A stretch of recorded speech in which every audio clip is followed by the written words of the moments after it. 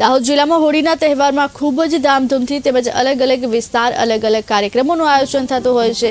વિવિધ મેળાઓ પણ આકર્ષણનું કેન્દ્ર બનતા હોય છે। હોળી પહેલા જ કેટલાય દિવસોથી અલગ અલગ કાર્યક્રમો થતા હોય છે, જેમાં આજે વુમન્યા ગ્રુપ દ્વારા સતત 11મા વર્ષે ફાગોત્સવનું આયોજન કરવામાં આવ્યું હતું। સામાજિક સમરસતા જળવાય અને હોળીનો તહેવાર ઉત્સાહભેર ઉજવી શકાય તે માટે દર વર્ષે આ કાર્યક્રમનું આયોજન થાય છે, જેમાં તમામ સમાજની મહિલાઓ પોતાના ગ્રુપ સાથે હોળીના ગીતો ઉપર નૃત્ય પ્રસ્તુતિ કરે છે।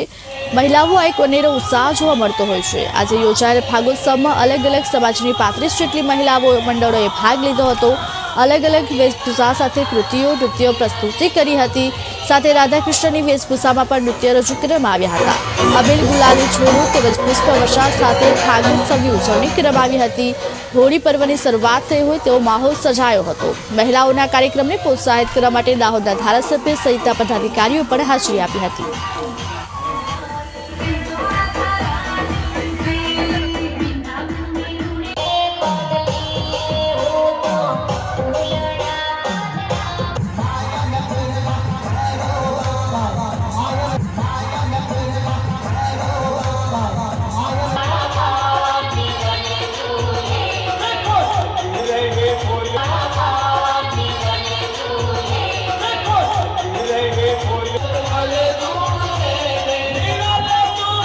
જિલ્લામાં તહેવારોનું અનેરું મહત્વ છે, એમાં પણ દાહોદ જિલ્લામાં હોળીના તહેવારોનું અલગ જ મહત્વ છે। વુમન્યા ગ્રુપ દ્વારા વિવિધ સમાજની બહેનો, વિવિધ મંડળની બહેનોને રેડી કરી અમે દર વર્ષે ફાગોત્સવ ઉજવવામાં આવે છે। આ વર્ષે અમારું 11મું વર્ષ છે હોળીનું છે, તેમાં પણ 35થી વધારે મંડળની બહેનો ભાગ લીધો છે।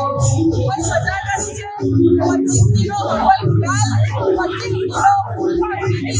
ખરેખર હોળીનો ઉત્સવ બહેનોએ ખૂબ જ ઉત્સાહ અને આનંદથી ઉજવ્યો છે। સૌ દાહોદ નગરવાસીઓને હોળીની ખૂબ शुभेच्छा।